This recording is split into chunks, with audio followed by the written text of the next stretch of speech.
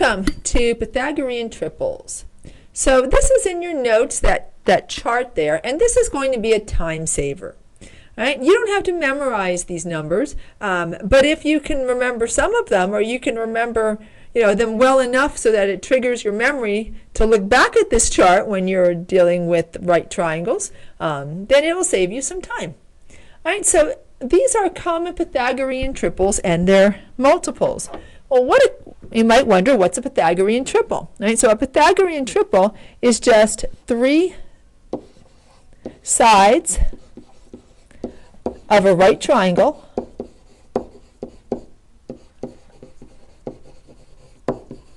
that are all integers.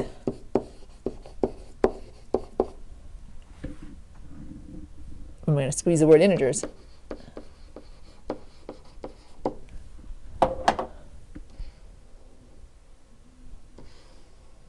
There we go. All right, so here's our most common, 3, 4, 5. And if we think about it, 3 squared is 9, 4 squared is 16, and that does equal 5 squared, which is 25. If we were to multiply 3, 4, and 5 by 2, we would get 6, 8, and 10.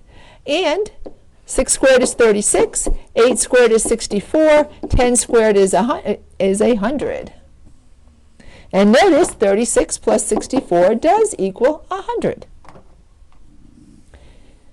If we were to multiply 3, 4, and 5 by 3, we would get 9, 12, and 15. 9 squared is 81, 12 squared is 144, and 15 squared is 225. 81 plus 144 does equal 225. If we multiply 3, 4, and 5 by 10, we get 30, 40, and 50. 30 squared is 900.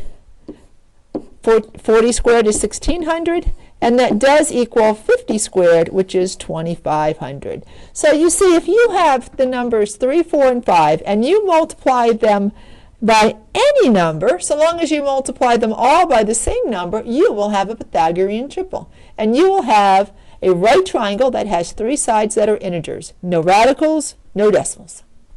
Here's our next set, 5, 12, and 13.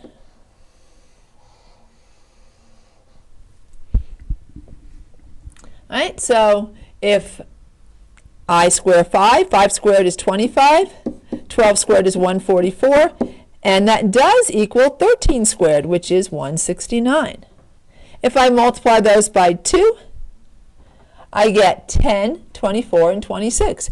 And 100, 10 squared is 100, 24 squared is 576, and that does equal 26 squared, 676. Now I realize these numbers get a little harder to square after that, right? But they'll all follow that same pattern, right? Where the smaller two numbers squared will equal the larger number squared, and they will all be integer values. So here, when we take this square root, that will be an integer. Right? That's the square. The square root of 676 is 26. Right? So it makes these a little easier, because if we remember these Pythagorean triples, we don't have to actually use Pythagorean theorem to solve it out. We can just remember it. And so if you multiply 5, 12, and 13 by any number, so long as it's the same number, you will have a triangle that has all integer values for its sides. Here's our next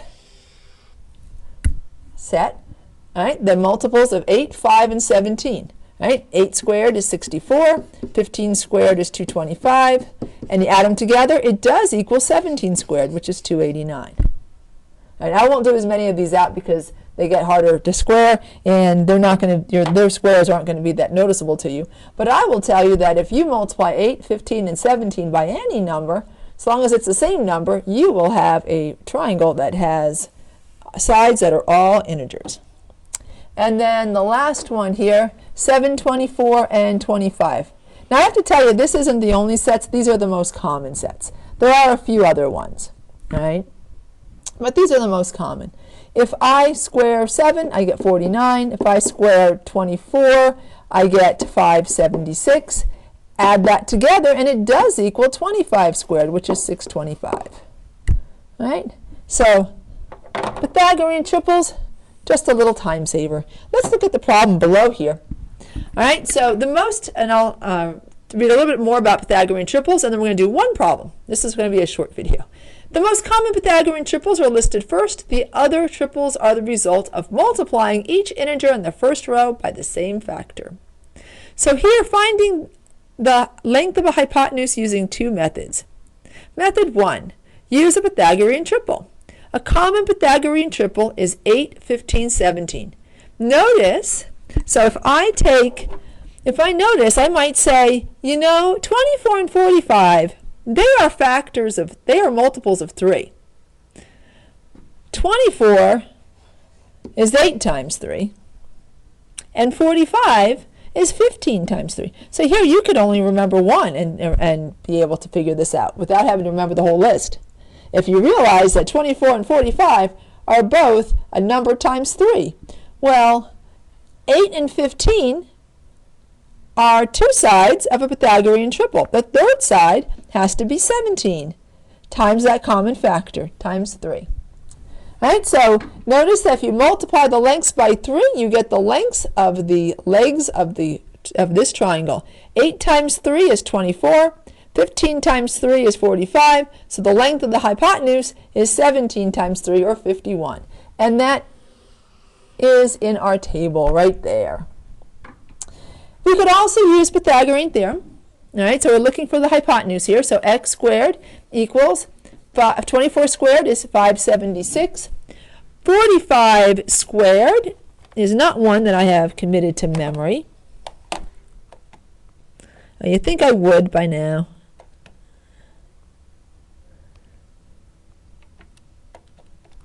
That is 2025. All right, and then we can add those together. That's going to be 2601, right?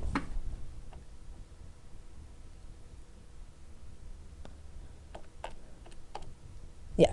Sometimes I don't trust myself when I'm having to carry numbers over. All right, so now we're going to take the square root of both sides. Of course, we only want the positive. Now, let's say we don't have a calculator. Let's say we don't know that whether that's a perfect square or not, and we're using Pythagorean theorem. Let's practice simplifying the radical. All right, so we need a number that divides evenly into 2,601. Well, 2 plus 6 is 8, and 8 plus 1 is 9. So 9 is divisible by 3, so 2,601 is divisible by 3. So I'm going to divide by 3. So that would go into 26 8 times. I'd have 2 leftovers. 3 would go into 20 6 times. I'd have 2 leftovers, and 3 goes into 21 7 times. All right, so 867. Right? It's not an even number, but let's see if it's divisible by something. So 8 plus 6 is 14. 14 plus 7 is 21. 21 is divisible by 3, so 867 is divisible by 3. So I'm going to divide by 3. All right, so 8 divided by 3 would be 2. I'd have 2 leftovers. 26 divided by 3 is 8. I'd have 2 leftovers, and that would be 9. And you know what? 289 is a perfect square. I know that one. Its only factors are 17 and 17. All right, so now we look and go, oh, I got a pair of 17s.